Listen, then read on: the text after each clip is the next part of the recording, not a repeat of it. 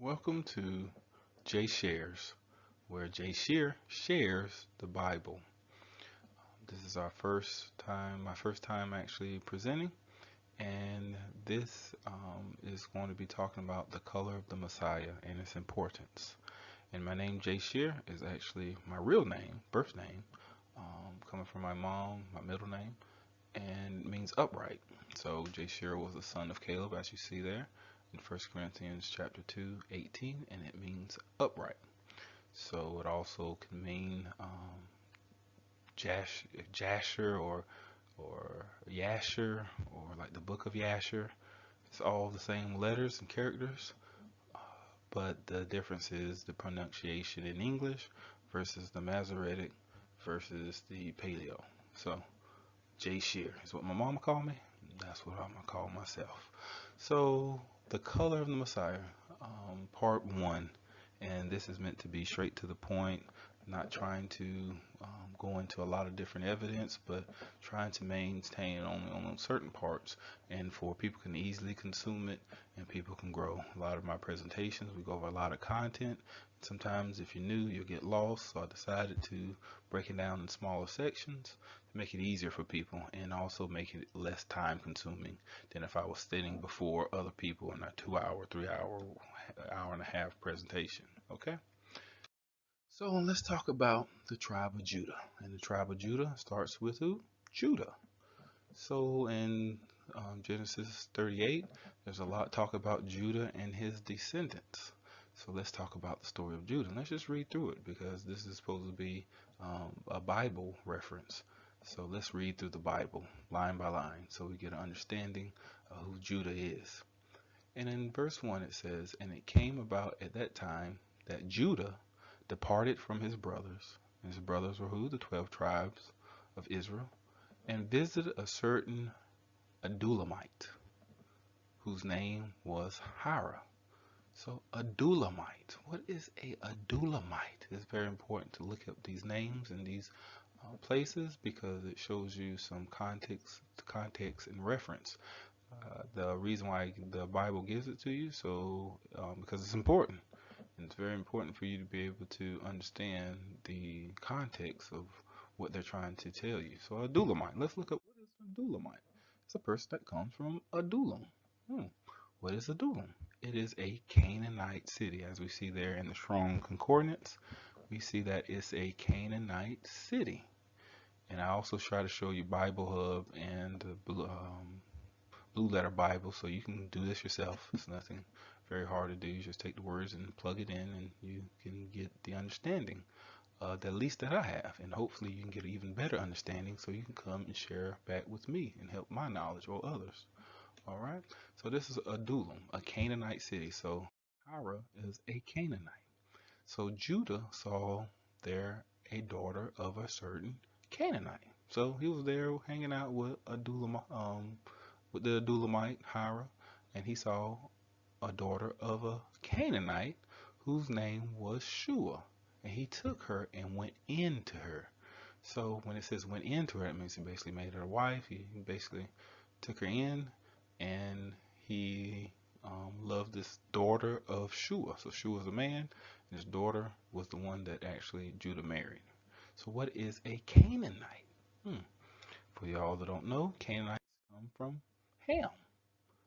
And Genesis 9:18 through 19 it says, and the sons of Noah that went forth of the ark were Shem and Ham and Japheth. And Ham is the father of Canaan. So that's very important to understand. And it says, these are three sons of Noah, and of them was the whole earth overspread. So if you understand where these three sons and who their sons are, you might can even understand who we are today. So I know at one time they tried to say that African Americans came from Ham, and that would make us from Africa and also from America. But as we know, we didn't come from Ham, we came from Shem. But if the story is true, let us talk about Ham and the connection of Ham.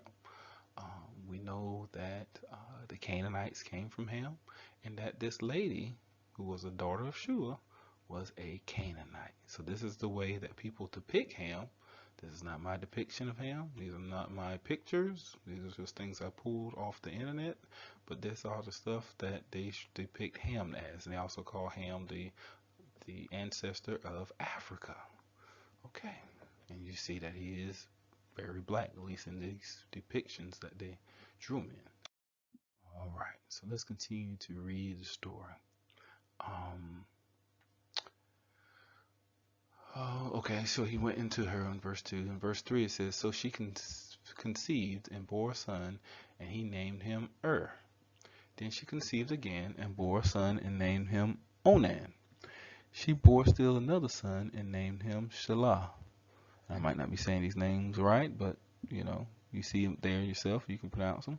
And it says, and it was at Chezib that she bore him. Okay. So it talks about these three sons, and it talks about Chezib. So where is this place Chezib? Important. Well, we see here on the map, you see right there where the balloon is, it says Akzib, and at the top you see where it says Chezib is Akzib. So it's the same place, just different pronunciation and naming, as I told you with my name, that it might be different pronunciations and different ways people say it depending upon how it was transliterated from one language to the next. So here we see that where this place is at, so keep that in mind. This is basically where he's staying, Judah and his wife, the daughter of Shua. Let's go back to verse 6. Now Judah took a wife for his firstborn, and her name was Tamar. But Judah's firstborn, was evil in the sight of Yahuwah. So Yahuwah took his life, and I call God Yahuwah because that's his name. We know in Psalm 68:4, if you take a New King James Bible or King James Bible, you will see that it says that the name of God is either Jah in the King James Bible or Yah in the New King James Bible, because the letter J wasn't actually talked about a lot during that time. So Yah would have been his name. And we call him Yahuwah because if you look in your Bible, a lot of Bibles at the very beginning around the table of contents will tell you that they took the name Lord or the name God. Anytime you see that in capital letters, it was a replacement word for his name, because the Jewish people, or the Jews at that time, decided they didn't want to say his name. They said his name was too holy. But as you see in the Bible, if you read Psalm 68:4, it says to exalt his name, and by his name Yah. It says to use his name, and we say hallelujah all the time. So just to give you some clarity of why I'm using this name. In verse 8 it says, then Judah said to Onan, go into your brother's wife, have sex with her, and perform your duty as a brother-in-law to her, and raise up offsprings for your brother. Very interesting. And that's in today's time, we would say that's very weird to actually have sex with your dead brother's wife. But where this tradition comes from, right? It says perform your duty. This was something that was expected for him to do. So when we actually look in Deuteronomy 25, verse 5, we see starts the tradition where this actually comes from. It says, if brethren dwell together, and one of them die, just like in this case, and have no children, the wife of the dead shall not marry without unto a stranger. She shall not marry outside the family. Her husband's brother shall go in unto her, and take her to him to wife, and perform the duty of a husband's brother unto her. You see the duty, the word the duty there, duty of a husband's brother. Um, and it shall be that the firstborn which shall beareth shall succeed in the name of his brother which is dead, that his name be not put out of Israel. So the older brother's name needs to be carried on through the next brother in line. And that was the duty of that brother, to actually make sure his name would not be put out if he didn't have any sons. Then it goes on, it says in verse 7, and if that man like not to take his brother's wife, then let his brother's wife go up to the gate unto the elders, and say, my husband's brother refuses to raise up unto his brother a name in Israel. He will not perform the duty of my husband's brother. Then the elders of his city shall call him, and speak unto him, and if he stand to it, and say, I like not to take her, then shall his brother's wife come unto him in the presence of the elders, and loose his shoe from off his foot, and spit in his face, and shall answer and say, so shall it be done unto that man that will not build up his brother's house. And his name shall be called in Israel, the house of him that hath his shoe loosed. Would you want your name to be the one that hath his shoe loosed? I don't think that's a cool name. But do you see this custom here? And even though we think it's weird here in the United States, in Africa, I have a friend from Ghana. He said that this was actually part of their traditions that they actually have stopped doing now, but he is aware that they used to practice this tradition as well, showing you that there's a connection of the West Africans to the Israelites, which we know is there through the Ashanti, through the Wolof, through the Igbo, and other tribes as well. All right, so right there we see where that actually happens, and this is actually occurring in Deuteronomy. This is after the story, because we know that Moses came after the sons of Israel entered into Egypt. So this wasn't even a law. So that brings up another point, which we're not going to go through here, but that some of these customs was already being performed before Moses actually wrote them down as the laws of the Israelites. Okay. So now we see, and continuing the reading, we see in Genesis 38 verse 9, Onan knew that the offspring would not be his. So when he went into his brother's wife, he wasted his seed on the ground in order not to give offspring to his brother. But what he did was displeasing in the sight of Yahuwah. So he took his life also. So now we have two brothers dead without children. But we only know that the oldest brother will be the one that would carry on get his name carried on. So what happens? We have one more brother, as we see highlighted. You see Onan, and Shelah. So Shelah or Shelah, however you want to say it, he's still alive. He's the only one left, but he's the youngest brother. So we see in verse 11 it says, then Judah said to his daughter-in-law Tamar, remain a widow in your father's house until my son Shelah grows up. For he thought, I am afraid that he too may die like his brothers. So Tamar went and lived in her father's house. So Judah was scared. He was like, this woman must be cursed. Two of my sons have died to her. I'm definitely not going to give her my last son, my baby boy. So I'm just going to tell her to go home, and we're going to just forget about this whole thing. So when we go into verse 12, it says, now after a considerable time, Shua's daughter, the wife of Judah, died. So Shua just died. So now Judah's by itself. And when the time of mourning was ended, Judah went up to his sheep shearers at Timnah, he and his friend Hira the Doulamite. And it was told to Tamar, behold, your father-in-law is going up, up to Timnah to shear his sheep. That's a very important word, up. Why? Because you have to understand where they currently was and where he was going. So let's take a look. So he was already there in Akzib or Chizib, Chezib, and then he was going up to Timnah, and I think that was actually a Philistine town, which Philistines come from the Egyptian of Mizraim. But anyway, he was going up here, so that's what it says. He was going up. And why is it important? Because if he's going up from here, the thing says, the Bible says he was going up from Tamar's town as well. So some people try to say that Tamar is a Israelite. If she's an Israelite, why is she living, why is the father house in a Canaanite land? And why is she going up to Timnah?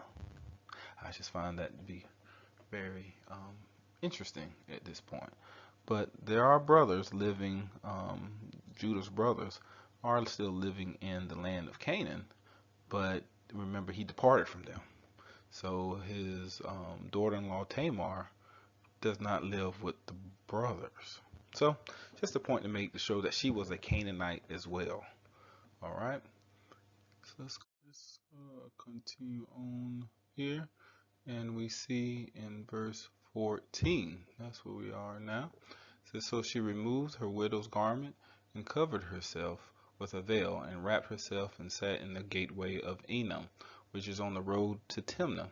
For she saw that Shelah had grown up, and she had not been given to him as a wife. So she knew what was going on. She caught on to the plan.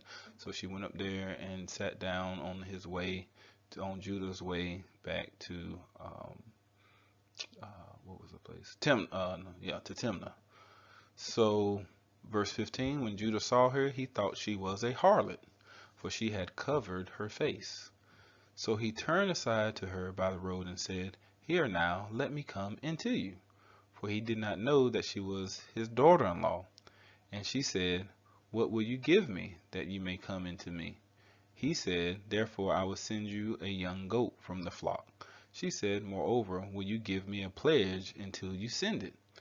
He said, what pledge shall I give you? And she said, your seal and your cord and your staff that is in your hand. So he gave them to her and went in to her, and she conceived by him. So right there you just saw she was a prostitute. She acted as a prostitute. Judah was looking for a prostitute and got his daughter-in-law that he did not know was his daughter-in-law. And you see right there that, he wasn't married. He didn't cheat on his wife, but he still committed fornication, which is very interesting to see that in the Bible. A lot of people, when I start sharing some of these stories with them, they're like, I didn't know the Bible's that interesting. But yes, it has a lot of stuff in it that you'll be amazed if you actually take the time to sit down and read it and understand your ancestry as a American Israelite / African American. In verse 19 it says, then she arose and departed, and removed her veil and put on her widow's garment. So she's still acting like a widow from her first two dead husbands. When Judah sent the young goat by his friend the Doulamite to receive the pledge from the woman's hand, he did not find her. So he sent his friend Hira, and he couldn't find the woman. So in verse 21, Hira was looking for the woman. It says, he asked the man of her place, saying, where is the temple prostitute who was by the road at Enam? But they said, there has been no temple prostitute here.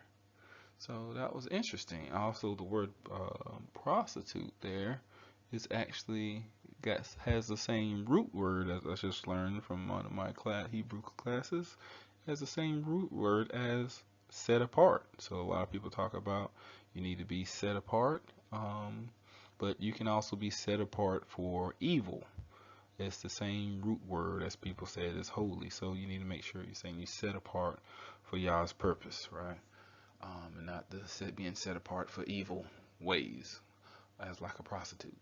But anyway, in verse 22, it says, So he returned to Judah and said, I did not find her. And furthermore, the men of the place said, There has been no temple prostitute here. Then Judah said, Let her keep them, otherwise we will become a laughingstock.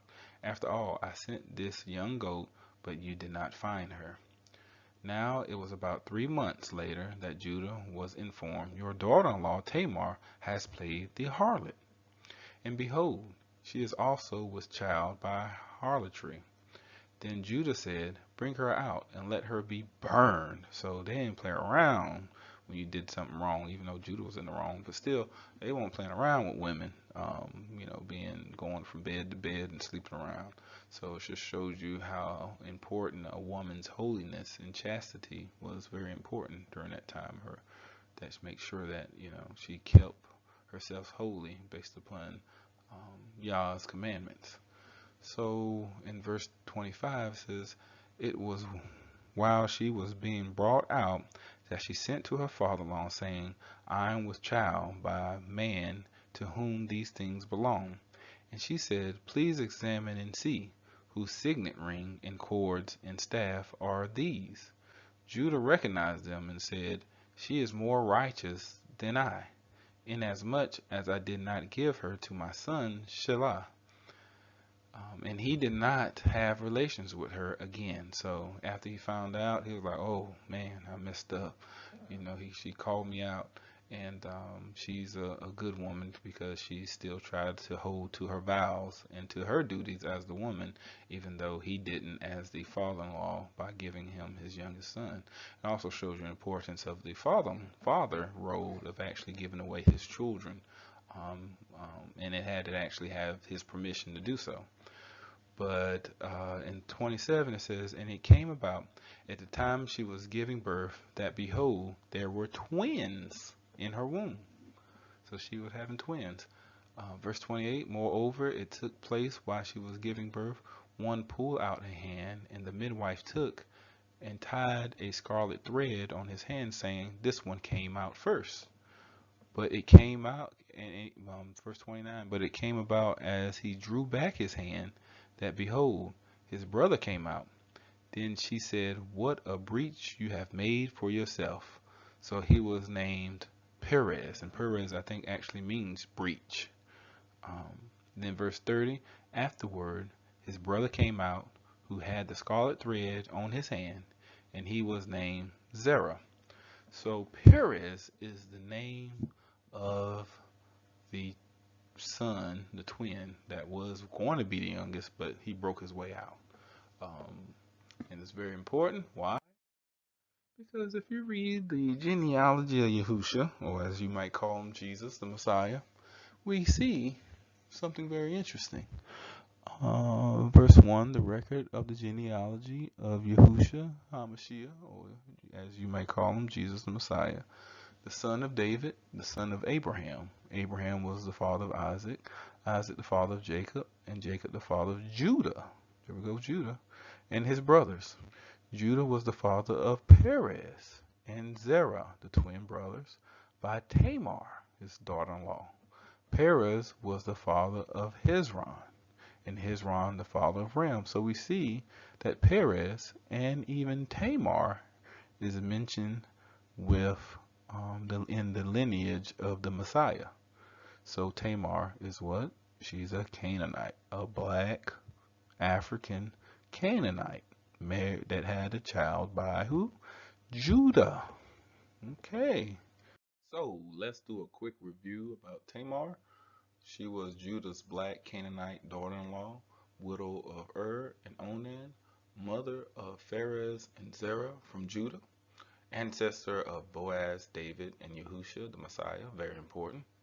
Tribe of Judah is all black coming through her or Shua, right? So in Genesis, we see right there in Genesis 46:12, and the sons of Judah was Onan, and Shelah. and Pharez and Zerah, but Er and Onan died in the land of Canaan. And the sons of Pharez were Zeron and Humel. So showing that and Onan died in the land of Canaan. And that's where Judah found their wife in the land of Canaan. And talks about Pharez was the one that continued the line of Judah. Then you also see down at the bottom, you see the map there. We know that Ham and had the son Canaan. So the Canaanites came from Ham, black, Africa there. And then in Genesis 38, verses 6 through 7 and a little bit of 11, it says, and Judah took a wife for his firstborn, whose name was Tamar. We know it was Tamar there. And Judah firstborn was wicked in the sight of Yahuwah, and Yahuwah slew him. And Tamar went and dwelt in her father's house. So her father's house was in the same land. It was in the land of Canaan. That's why I strongly feel that she was a Canaanite, even though Scripture doesn't say specifically. I feel like she's a Canaanite. And then Genesis 38, verse 13, and it was told Tamar, saying, behold, thy father-in-law goeth up to Timnath to shear his sheep. So we know that for him to go up, she probably was down from it. And our concept of direction may have been different than theirs was during that time, but this was a translation into King James, English translation. So we know in English, up means north. So that's why I feel once again that she had to go up from the land of Canaan. And if you look on the map on the right, you can see what lands were being owned by everybody around. So we see the Canaan there, and that's in the circle. You see where it says where her home was. Since she had to go up to Philistia, which you see kind of there in yellow in that small section, that's where Timnath was. Then you see the lands of the Edom, which were the Edomites. Esau's descendants was below that. That's of course a little more into the that's the Edom, so that's where the Israelites were kind of enemies of later on. And then you see Moab and Ammon and the Amorites and the northern Amorites there with King Og. And then you see Syria, and Syria was where Abraham and the rest of his family were before he departed away from him, in the land of Haran, where they were, because remember, Abraham sent Isaac to find a wife among his people. Well, sent his one of his servants to go find a wife for Isaac. And then later on, we know that Jacob, or Israel, also was sent by his mother to find find a wife among his people as well. So that's where they actually went all the way up to Syria from where they were. So once again, that feels like the people around them were all Canaanites, where they were staying, where Judah was staying. So I feel like Tamar was a Canaanite as well. So later on, you see in First Chronicles 2, 3 through 4, the sons of Judah, and Onan, and Shelah, which 3 were born unto him of the daughter of Shua the Canaanitess. So that shows you Shua's children. And the firstborn of Judah, was evil in the sight of Yahuwah, and he slew him. And Tamar and his daughter-in-law bare him Pharez and Zerah. All the sons of Judah were 5. So it tells you right there that Judah didn't have any other children outside of these 2 black, Hamitic, African women. All right, making what? Judah what? Okay.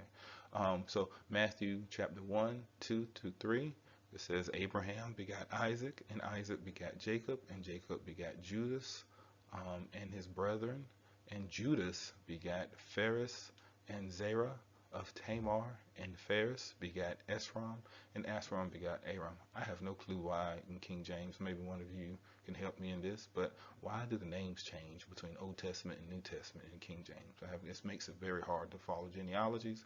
That's why I like looking at the New American Standard Bible, which is more based on the Septuagint of the Old Testament than the Masoretic text. It still has flaws and issues, but yet, at least some of the names stay the same. But anyway, that just kind of shows you where Tamar was, what was going on. That was a good summary of what we just discussed, so you can remember. Um, let's go um, to Shua. And then we also have the daughter of Shua, which is very important. Why? Because that was his wife, and she was the mother of Tamar's possible, well, two husbands and one possible husband. But it's very important because her children, Shua actually had children, not from Tamar, but from other people. Um, and Shua, basically, his children were basically in charge of the house of the linen. Talks about how they kept the linen, and they actually were in, I think it was Bethlehem or Jerusalem, I can't remember. They were actually in one of the places that they actually served later on that her descendants came, which were from Judah as well. So what does that mean? Judah only had two Hamitic African black Canaanite baby mamas, which would make the tribe of Judah what color? So I put baby mama because he really wasn't married to Tamar. He was married to Shua. But, those are the only two people that he had children by. He didn't have children by anybody else except two Canaanite, Hamite, black, African women. Interesting. So that would mean that they were black. So we, as African Americans, we come from Africa, but we also have what? British blood. Many of us have British blood in us because our ancestors were basically raped by the slave master. So we are like a mulatto, a mixed people. So same thing with the children of Judah. They were mixed between the Shemites and the Hamites. But I can get more to it than that. But you will see that these people are a mix between the Canaanites and the Israelites. So what would be the color of the Messiah who is from the tribe of Judah? And there's your clue. We don't talk about what he looked like because we don't do graven images, but that's a good picture of a black man there with white beard and white hair. So this is only the part one that we're doing here. So there's so much more evidence that will prove this in the Bible, straight from the Bible, that is just amazing. And hopefully at the end I can also include some what they call extra biblical or evidence outside of the Bible as well, with artifacts and other literature. So hopefully this was edifying for you. I don't claim to know it all. I'm just sharing what I know. So if you have any other details or any other feedback, feel free to comment. Please like it, not because I'm looking for ratings, because I want to make sure my time is well used in doing this and it's helping people. I really struggled at wanting to do this initially, but some of my family members really pushed me and thought it would be helpful. So I said, let me just try it and see where it goes from there. I'm always willing to be used by Yah in a way that he so chooses, and I just try to follow the footsteps and help people where I can. So hopefully this was helpful for you. Like I said, this is only part one, so there's a lot more to go from here. All right, blessings and shalom.